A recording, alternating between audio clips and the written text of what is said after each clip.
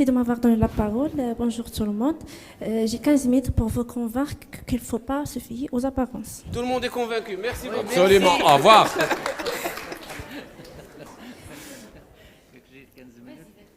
Donc, je présente mon patient, un jeune de 32 ans, droitier, qui habite à Salé. Il a consulté en neurologie pour trouble d'équilibre dans sa sensibilité aiguë. Donc, aux antécédents, il m'avait dit qu'en août 2014, il avait une hémiplégie gauche avec paralysie faciale périphérique droite. Il a consulté un neurochirurgien qui a demandé une IRM cérébrale. Je vous montre les images. Qui peut commenter? Ici, le groupe d'Yaliana. Qui veut commenter? Allez-y. Il y a une lésion en hypersignal T2, protubérantielle droite. Ah, waouh. Mais tu as le pointeur. je pense qu'il y a aussi un hypersignal des deux pédoncules cérébelleux. Des deux sur la même image. Non, sur la même image. Non, Mais- non. Non, c'est pas retenu. C'est une image Non, normale. ça non. Ça oui, on est d'accord. Avec une prise de contraste, on a nos ouverts. Que rajoutent Sur la gueule. les séquences sagittales T1 et T4? Un hyposignal en T1 et une prise de contraste, on a nos ouverts à l'injection du gadon. Évoquant, pour toi? C'est l'âge. Évoquant quoi? C'est quel âge? C'est une névraxite.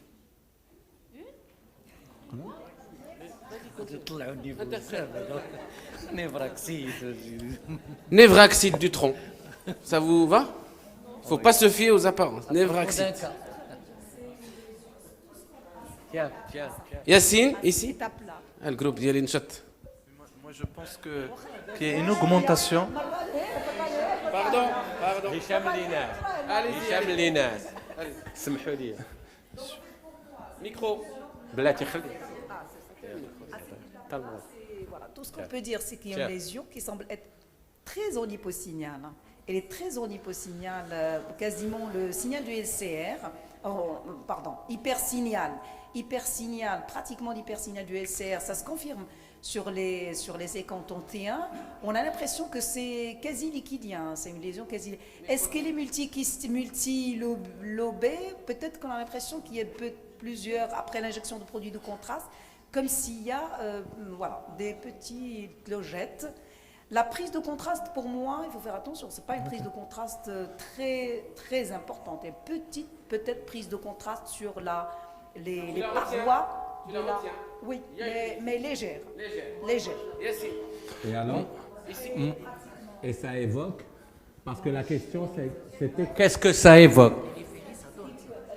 De mon côté, Zama, je vois par ailleurs qu'il y a un œdème, il y a une augmentation, un élargissement à ce niveau-là. Donc, à part la lésion, mais certainement il y a de l'œdème autour. Et ça fait évoquer pour moi une lésion tumorale à double composante, donc tissulaire et kystique. Très bien. Donc, deuxième hypothèse, tumeur. Oui. L'autre proposition? Vasculaire. Et toi, ta Pourquoi pas proposition? vasculaire? Pourquoi pas vasculaire? Moi, je la trouve une lésion kystique. Moi, je ne trouve pas d'œdème. Hein. C'est une lésion qui n'est pas du tout œdémateuse. Voilà.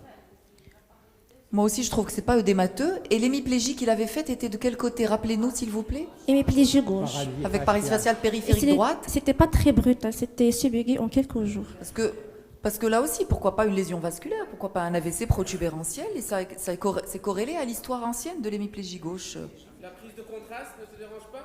Mais moi, je la retiens pas. Je suis comme Hichem. Franchement, moi, la prise de contraste. On a une proposition ici. Moi, je retiens une lésion kystique avec une coque aux alentours, donc je pense à une origine infectieuse. Infectieuse. Troisième hypothèse, parce qu'il y a une prise de contraste périphérique. C'est Fadel? Par exemple, une listériose. Donc dans le cadre infectieux. Oui. Très bien. D'accord, très bien. Mais on continue, on avance. Toujours infectieuse, est-ce qu'il y a une autre pathologie infectieuse à évoquer? c'est déjà bien. Il faut pas. Oh. Pardon. Oui, il habite Salé, donc. Oui, exactement. Donc à ce Alors, moment-là, il y a juste un élément. Vous dites que c'est une imagerie de 2014 et Oui. c'est un épisode en 2014 effectivement, oui. qui a rétrocédé Oui. et que vous revoyez en 2018. À ce moment-là, il a été vu par les neurochirurgiens. Donc, Oui, c'est tout ce oui, qu'on- oui, mais ça a rétrocédé. Oui. D'accord. Moi, je trouve aussi qu'il y a quand même une grosse différence entre le T1 sagittal sans gado et le T1 avec gado. où l'hyposignal est plus étendu en bas, vers le bulbe. Oui. Oui. On dirait que c'est des IRM différentes. Un aspect hétérogène. Si, c'est le sagittal médian. On voit l'hypophyse. On voit l'hypophyse, on voit la tige. On continue. Pardon, une autre proposition, on peut voir des cas de B7 avec des lésions comme ça en masse, infiltrées avec prise de contraste. Donc infectieux, tumoral, inflammatoire, B7. À ce moment-là, il y avait trois Il diagnostics. y a une, je ne sais pas, qu'est-ce que vous pensez du signal prépontique en avant du pont? Le tronc basilaire. Non, mais en hyposignal T1. C'est le tronc qui est hypo. C'est la signal d'un flux rapide. Juste, est-ce qu'il n'y a pas un aspect d'hyper T1 spontané autour de la lésion? Aussi. Et ça fait un front d'éminisation en faveur aussi de quelque chose de déminisant. Je ne sais pas, dissémunitaire. Très bien, on avance. Très bien, on À ce continue. moment-là, il y avait trois diagnostics qui ont été évoqués, bien sûr, la pathologie tumorale, notamment un gliome du tronc cérébral, les granulomatoses, une maladie inflammatoire sarcoïdose et la tuberculose. Donc, je profite de l'occasion pour rappeler l'imagerie du gliome du tronc cérébral qui est sous... Oui. Avec l'imagerie, pas uniquement la clinique. Très bien. Déjà, avec la clinique, vous écartez donc un problème de gliome, parce que vous n'aurez pas récupéré. Même si c'est une IRM des neurochirurgiens. Donc la salle réfute l'hypothèse du gliome parce qu'il y a un argument évolutif, encore une fois. Je discute les diagnostics qui ont été évoqués à ce Allez-y, moment-là, à ce août moment-là. 2014. Non, c'est pas non. Pas non. Ça, c'est les Allez-y, diagnostics qui ont allez-y. été évoqués. Donc, je rappelle aussi l'imagerie de la tuberculose cérébrale qui simule un petit peu l'IRM de notre patient, surtout la coupe sagittale avec l'injection. Continue. La sarcoïdose aussi, sachant que l'atteinte du tronc cérébral de la sarcoïdose elle est moins fréquente. Et extraparenchymateuse. Et pour faire la part des choses, une biopsie stéréotaxique a été réalisée. Je rapporte le compte rendu de nos collègues anatomopathologistes.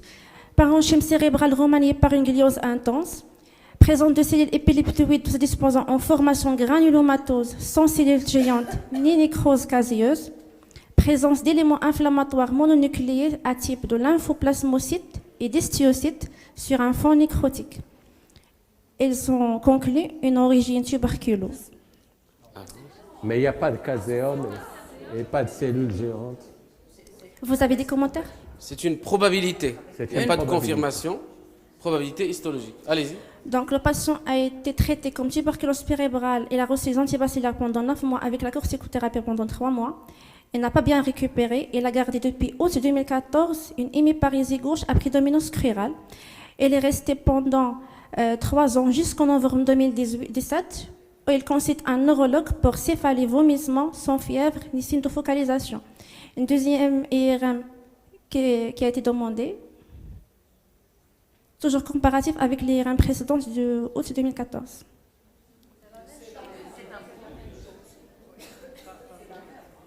Oui. Qui peut commenter? Ce genre de malade, lorsqu'on les traite, tuberculeux, on doit vérifier qu'est-ce que devient la lésion. La remarque n'est pas pour vous, ne pas attendre qu'il y ait une rechute clinique pour refaire l'imagerie. Pour l'instant, c'est le neurochirurgien. Donc l'aspect pour nous est inchangé. Il y a encore une petite prise de contraste? Non? Si. On se pose la question, est-ce qu'il y a une autre lésion sur protubérantielle? Du même côté. Pas d'augmentation de taille. Oui. On avance. On avance. Pour une deuxième... non. Non. T2 étoiles, Madame Non. Heidi. Il n'y a pas de... On continue. L'IRM a été interprété par le confrère radiologue comme tuberculome. Il a été traité comme récidive de tuberculose, reprise des antibacéliaires avec la corticothérapie. Le patient ne s'améliore pas, par contre. Il consulte 3 mois après pour aggravation neurologique, faite de aggravation de l'hémiparésie gauche avec l'asymétrie faciale, la diplopie horizontale binoculaire, les troubles de l'équilibre et les céphalées, mais sans signe d'hypertension intracrânienne. L'IRM? Et si je vous dis que l'interrogatoire trouve une aphthose bipolaire. Ah. Donc j'examine mon patient, je trouve une ataxie cérébelleuse, hémiparésie gauche abdominus crurale avec syndrome pyramidal sans Babinski, sans trouble sensitif ni trouble de la coordination. Et l'examen du nerf crânien trouve une paralysie du 6 à droite et paralysie du 7 du même côté. L'examen ophtalmologique est normal et l'examen somatique trouve des séquelles de l'aphthose génitale avec les pseudofolliculites du visage récentes et les séquelles de pseudofolliculites du dos. En résumé, c'est un jeune de 32 ans qui présente un granulome pontique qui a été traité comme tuberculose cérébrale avec aphthose bipolaire récidivante et qui présente sur le plan neurologique actuellement un syndrome de phobie. Juste un petit rappel topographique de la topographie. Et puis, on demande une IRM cérébrale. Cette IRM, c'est nous qui nous avons demandé. Ah. Bon, là, oui. Là, c'est bon. Est-ce que vous avez des commentaires? Oui. Commentaires par ici? Effectivement, peut-être qu'il y a quelque chose en dehors. La lésion, elle est là, hein, elle reste. Moi, j'ai l'impression que c'est la même, hein, elle ne change pas par rapport aux différentes IRM. Est-ce qu'il y a quelque chose ici, en arrière, oui. justement, de quatrième qui semble un petit peu comprimer le quatrième ventricule? Je ne sais pas, est-ce que ces lésions aussi, là, peuvent être... en hyposignal. En Vermien. Hyposignal, plutôt, ça, oui.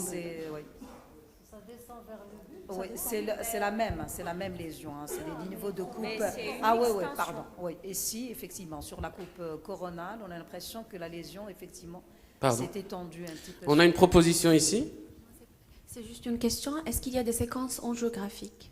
Dans quel sens? Veineuse. Le temps veineux. Pour une thrombose veineuse? Des sinus latérales qui évoluent? Oui? Non? Il n'y a pas d'image veineuse. Et le profil évolutif, encore une fois, un peu compte. Oui? Je passe. L'étude du LCR trouve une méningite lymphocytaire aseptique. Il n'y a pas de syndrome inflammatoire biologique, fonction rénale hépatique normale. On a refait le bilan de tuberculose qui est négatif, notamment la PCR de tuberculose dans le LCR. Et les sérologies virales sont négatives. Donc, nous sommes devant un patient qui présente une aphthose bipolaire avec pseudofolliculite, la méningite lymphocytaire aseptique et les lésions du tronc cérébral qui sont des éléments en faveur d'une maladie de Behçet. Ce qui pose problème, c'est l'histologie qu'on avait le mois août 2014 qui a montré un granulome. Non. Examen totalement normal. Excusez-moi, il y a un élément aussi qui est contre le Behçet, c'est surtout sur la suite des imageries, on n'a pas d'atrophie du tronc cérébral qui s'installe au fil du temps. Oui. Mais selon les critères 2014, c'est une maladie de Behçet, aphthose bipolaire avec... C'est une maladie de Behçet. Aphthose bipolaire, pseudofolliculite. On a 5 points.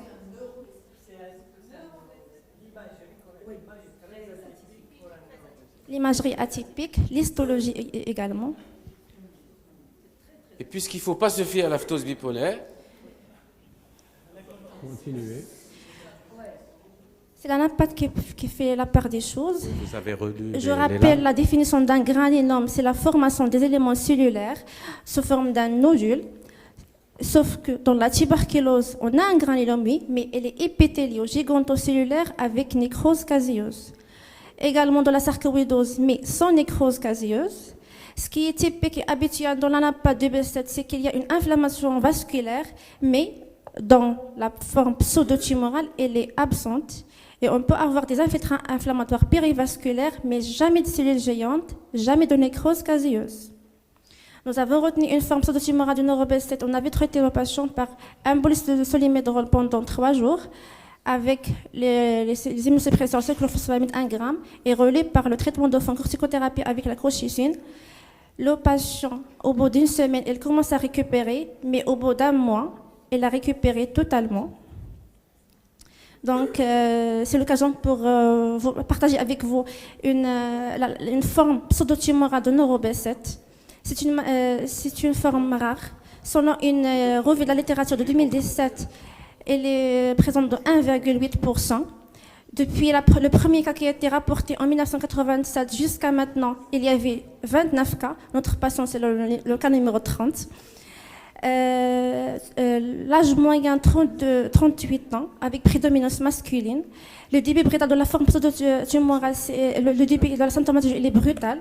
La symptomatologie la plus fréquente, c'est les signes pyramidaux, notamment une hémiparésie, ataxie cérébelleuse et la tendinite crânienne, notamment le 6 et le 7, qui évoluent dans un contexte de céphalie, les signes d'hypertension intracrânienne.